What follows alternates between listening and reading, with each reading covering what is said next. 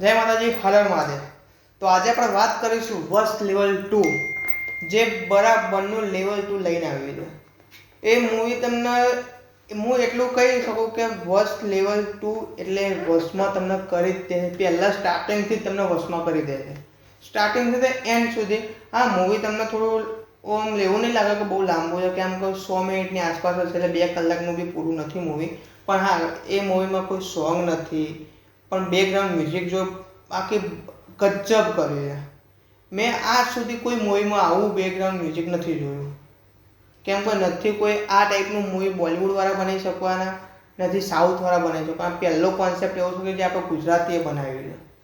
હું સાદી ઠોકીને કહી શકું, ના ભાઈ આપણે ગુજરાતી મૂવી છે।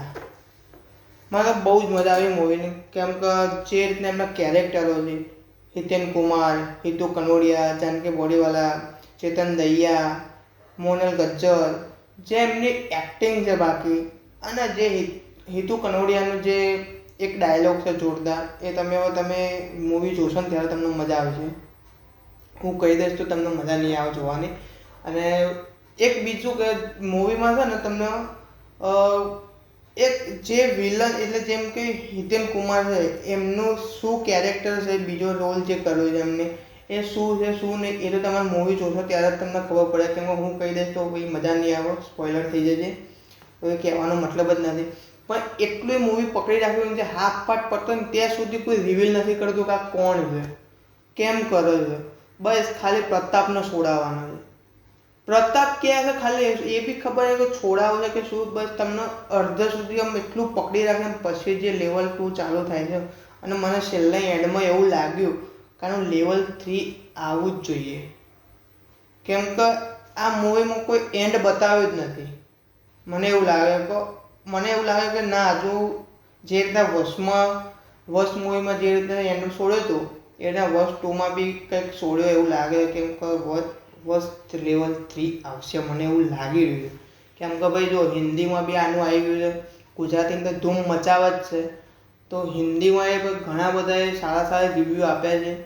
અને મને બી મજા આવી કે ના ભાઈ આપણે ગુજરાતી મૂવીનો કોઈ રિવ્યૂ આપે। અને જે direction writer Krishnadev Yagnik, KD sir, salute. આવું તમે જ વિચારી શકો, સાચું કહું તો ગુજરાતી મૂવીમાં આવું કોઈએ વિચાર્યું જ નહીં હોય।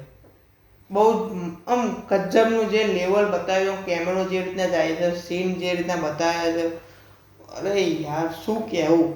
મારે ખરેખર તમારે થોડી કંઈક તો શીખવું છે, મને થોડું ઘણું તો શીખવા, કેમ કે હું તો પર્સનલી તમને મળ્યો તો સેટ પર, તો મને તો ખબર જ છે તમારું ડાયરેક્શનને અને સ્ટોરી ટેલિંગ। અને મને એ બી જાણવા મળ્યું છે કે આ સ્ટોરીનું જેમ કે વશનું તો મને આઈડિયા મને ખબર પડી છે કે એમનો આઈડિયા ચેતન દહિયા સરે આપ્યો હતો, કેડી સરનો, કે કંઈક આવું કરીએ, અને એમના ઉપરથી પછી એમને સ્ટોરી બનાવી છે। એટલે ચેતન દહિયા તમે જે વિચાર્યું છે ને, એમને ક્યારે વિચાર્યું તે બી મને સાંભળવા મળ્યું છે કે કરશન દાસ જ્યારે એ મૂવી આવ્યું ને ત્યારે એમને એ ટાઈપનું વિચારીને એમને કીધું હતું કે આપણે આ ટાઈપનું કંઈક બનાવીએ। અને એમને ખરેખર એ જે એમના શબ્દો ઉપર જે આખું મૂવી બનાવ્યું છે બાકી ગજબ વશ, અરે યાર હું તો કહું જલ્દી જોઈ આવો। હું કહીશ તો તમને કોઈ મજા નહીં આવે જોવાની, એના તો જોઈ આવો પછી કોમેન્ટ કરો કે વશ લેવલ 3 આવશે કે નહીં। અને આપણી ચેનલને બી સબસ્ક્રાઈબ કરી નાખો।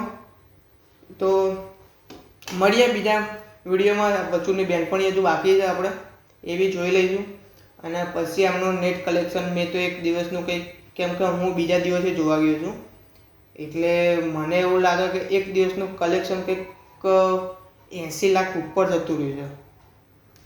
વશ લેવલ 2 છે ભાઈ, વશ કરતા ભાઈ બધા ગુજરાતી મૂવી કરતા લગભગ વશ લેવલ 2 એટલે લેવલ 2 જ જતું રહ્યું છે બધાથી। તો મળીએ બીજા વિડીયોમાં, ચલો જય માતાજી, હર હર મહાદેવ। આપણે ચેનલને બી સબસ્ક્રાઈબ કરતા જજો, એ ભૂલી ગયો હું કહેવાનું। લાઈક કોમેન્ટ બી કરજો, શેર બી કરજો।